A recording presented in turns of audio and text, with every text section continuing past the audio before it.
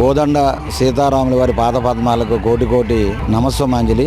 ఈరోజు భారతదేశం, భారత జాతి యావత్తు కూడా అయోధ్యాపతి ఆదర్శమూర్తి శ్రీరామచంద్రమూర్తి అడుగుజాడల్లో యావత్తు జాతి నడుస్తూ శ్రీరామ నవమి రోజు అయోధ్యలో ఏ సీతారాముల వారి కళ్యాణం జరుగుతుందో, భద్రాద్రిలో ఏ సీతారాముల వారి కళ్యాణం జరుగుతుందో, అలాగే మన రామతీర్థంలో కూడా అంత వైభవంగా కళ్యాణ మహోత్సవం జరగాలని గతంలో అందరం కూడా పోరాటాలు చేసి చివరికి ఆమరణ నిరాహార దీక్షలు కూడా చేసి ఆరు బయటే ప్రభుత్వ అధికార లాంఛనాలతో కళ్యాణం జరగాలి, శ్రీరామనామ రోజు రామతీర్థంలో కళ్యాణం చేయండి, అలాగే పౌర్ణమి రోజు ఒంటిమెట్టలో అధికార లాంఛనాలతో కళ్యాణం చేయండి, రాష్ట్రం విడిపోయిన తర్వాత శ్రీరామనామ రోజు కళ్యాణం లేకుండా ఉండకూడదని చాలా పోరాటం చేశాము. ఆ రోజు ఉండేటువంటి ముఖ్యమంత్రి చంద్రబాబు నాయుడు గారు ఆ రోజు బీజేపీ ప్రభుత్వం అంగీకరించి అప్పటి నుండి యథావిధిగా ప్రభుత్వ అధికార లాంఛనాలతో స్వామివారి కళ్యాణం జరగడం, అలాగే రామతీర్థం కొండకు కూడా గిరి ప్రదక్షిణ ఉండాలి. సింహాచలం ఏదైతే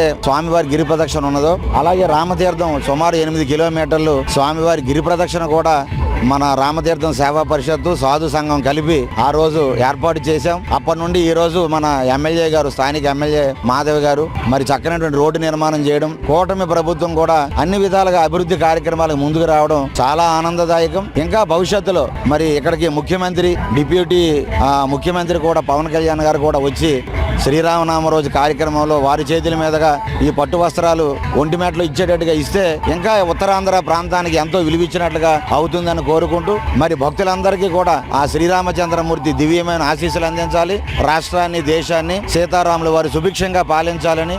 ఇప్పటికే ప్రపంచం అంతా కూడా యుద్ధాలతో సన్నద్ధమవుతున్నటువంటి తరుణంలో మన భారతదేశం ప్రశాంతంగా ఉందంటే అది రాముల వారి దివ్యమైన ఆశీస్సులని. ఆ భారతీయులు సుఖంగా ఉన్నారంటే, ఎటువంటి ఇబ్బంది లేకుండా ఉన్నామంటే ఆ సీతారాముల వారి అనుగ్రహం అని మేము భావిస్తూ ఉన్నామండి. జై శ్రీరామ్.